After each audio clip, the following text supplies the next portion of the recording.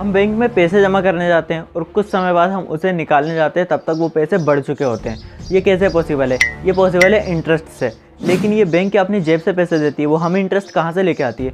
और यदि ऐसा करती भी है तो फिर बैंक का इसमें क्या प्रॉफिट होता है? वेल, ये बैंक हमसे ही पैसे कमाती है, हम डिपॉजिटर से ही बहुत ज़्यादा पैसे कमाती है। कोई भी बैंक यहाँ पर पब्लिक सर्विस सेंटर खोलने नहीं आती है। इसके पीछे करोड़ों का बिजनेस होता है। एक बैंक करोड़ों में कमाती है।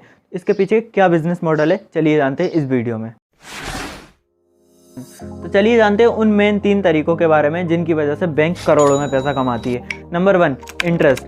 जब आप पैसे जमा करने बैंक में जाते हो तो बैंक उस पैसे को अपने पास में नहीं रखती है। बैंक उस पैसों को यूज़ करती है लोगों को लोन देने के लिए, और उस लोन से कमाया हुआ इंटरेस्ट बैंक की कमाई होती है। मान लेते हैं कि उस लोन से बैंक ने 10% का इंटरेस्ट चार्ज किया और आपको 4% का रिटर्न दे रही है, तो उसके बीच में बचा हुआ 6% का मार्जिन बहुत बड़ा मार्जिन होता है। और ये नंबर अभी आपको बहुत छोटा लग रहा होगा, लेकिन जब ये बात पैसों की होती है तो ये नंबर बहुत बड़ा अमाउंट होता है। लेकिन एक मिनट, यदि ऐसा कैसा आता है कि डिपॉजिटर अपने पैसे निकालने आता है और जो बोरोवर है वो अपने पैसे लौटाता ही नहीं है? उस सिचुएशन में बैंक क्या करेगी? उस सिचुएशन में बैंक के पास 2 ऑप्शन होता है। पहला कि बैंक के पास बहुत सारे डिपॉजिटर्स होते हैं और उनसे वो पैसे मैनेज कर लेती है।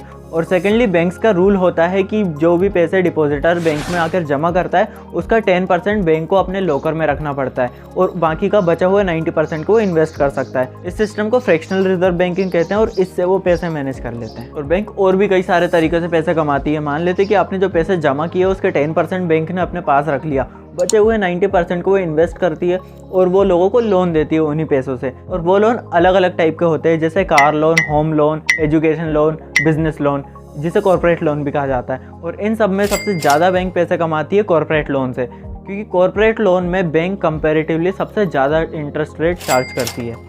Number 2, investing. जब हम हमारे पैसे बैंक में जमा करते हैं, हमारे जमा किए गए पैसे का कुछ % बैंक इन्वेस्ट करने के लिए यूज़ करती है, जैसे कि स्टॉक इन्वेस्टिंग, एंजल इन्वेस्टिंग, और इससे वो लाइफ टाइम के लिए पैसा कमाती है। और वही इन्वेस्ट करे हुए पैसे में 4 या 5% का इंटरेस्ट लगाकर आपको रिटर्न कर देती है, और उससे बैंक को भी फ़ायदा हो जाता है, आपको भी इंटरेस्ट मिल जाता है और कंपनीज़ को भी फ़ायदा हो जाता है।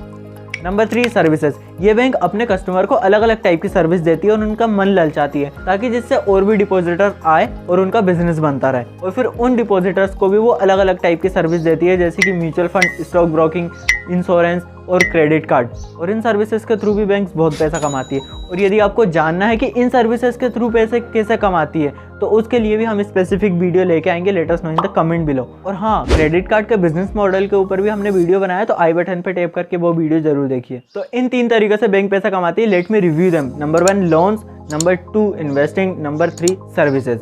और इन्हीं 3 तरीकों को यूज़ करके बैंक पैसा कमाती है। और बैंक अलग अलग टाइप की होती है, पब्लिक सेक्टर बैंक और प्राइवेट सेक्टर बैंक। ये दोनों बैंक अलग अलग तरीके से पैसा कमाती है। और यदि आपको जानना है कि HDFC बैंक इंडिया का सबसे लार्जेस्ट प्राइवेट सेक्टर बैंक कैसे बन गया, तो ऊपर वाली वीडियो को टैप करिए। और हाँ, ये वीडियो आपको पसंद आई तो make sure you hit the like button और डू सब्सक्राइब आवर चैनल।